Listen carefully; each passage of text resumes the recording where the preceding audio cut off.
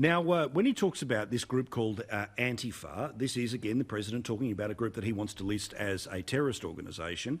This is what the president has had to say about this group, Antifa. We support the right of peaceful protesters, and we hear their pleas. But what we are now seeing on the streets of our cities has nothing to do with justice or with peace.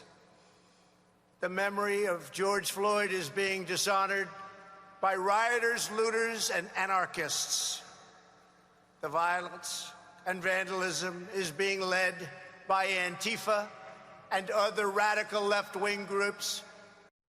Now, Rowan, Richo seared something into my brain when he had to go at us for saying woke too many times last week. We were the only two people in the world who used it. And it did get me thinking, right? Now, a lot of people watching us will know everything about Antifa, but there's a lot of people who may have heard it but don't quite understand what it is. I gave a characterisation at the start of the show about what I think that it is. These are people who claim that righteousness is on their side and they will physically confront those whom they believe to be racist, misogynist, etc., etc., etc. But when you have a look at them, they are often built for battle here.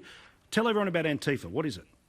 Okay, so it's a movement that stands for anti-fascist or anti-fascism, and they sell themselves as being against fascism. Now, fascism itself is something that you can debate about what is it and what does it mean, but basically it's a tyrannical form of government. So they're saying we are against a tyrannical form of government.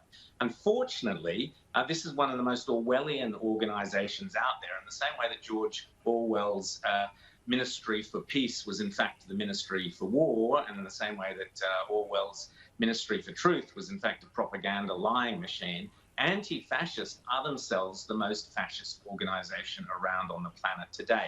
And I'll qualify that by saying, putting it in the context of, and we always say if you use the Hitler analogy, you use the argument, understand all that. But for democracy to fall, the only time we've ever seen democracies fall is when there is mob rule. And mob rule grows out of a movement where they take to the streets, burn things, destroy things. The brown shirts in Hitler's Germany. There have been plenty of other examples, the Bolsheviks in the Russian Revolution, going all the way back to the French Revolution. Once you get anarchy on the streets, then your system of government can fall, and those determined to take over power hope to seize power through this. Antifa is no different to every other anarchist organisation. In fact, it's grown out of many other anarchist organisations. Its sole goal is to create mayhem on the streets. That's its purpose. But it sells itself as fighting fascism. Now, unfortunately, and just look at those pictures, you can see how ludicrous it is. You mentioned earlier Andy No, friend of Outsiders, he's often on there. He was mobbed by Antifa, beaten up. Andrew Bolt has been beaten up by Antifa. These people are thugs purely and simply. They use violence. They hide their face behind masks. They are terrorists. They terrorize in order to bring down the establishment as they see it. But the problem here, Paul, is that we have now had a decade or two, and the interesting thing is, just quickly, all of these riots are taking place in Democrat-controlled areas, left-wing cities. So they claim to be fighting, Antifa claim to be fighting on behalf of the black community, but they're not. That's not the case at all. Places like Minnesota have a black mayor, a black governor, black police chief. They had a black president for two terms. What is it that they're fighting for? They're actually terrorizing the black community and making them feel they're oppressed. We know the death of George Floyd was horrific. That's a whole separate argument. It's disgusting, and the guy's been charged with murder.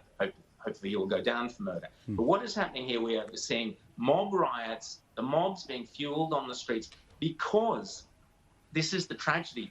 They think they are fighting some form of fascism. So they've been taught through the media, through the academic, through the universities, through the schools, and through Democrat politics. We have seen from the moment Donald Trump got elected, we had comedians holding up a decapitated head of Donald Trump. We've had endless violence, demonizing against Trump and trying to portray him as some kind of tyrant. So these people think they are fighting against that. It's the most perverse and tragic scenario, because people, good-meaning people, are allowing themselves to be duped by Antifa into thinking they are fighting against fascism, when in fact all they are doing is promoting it.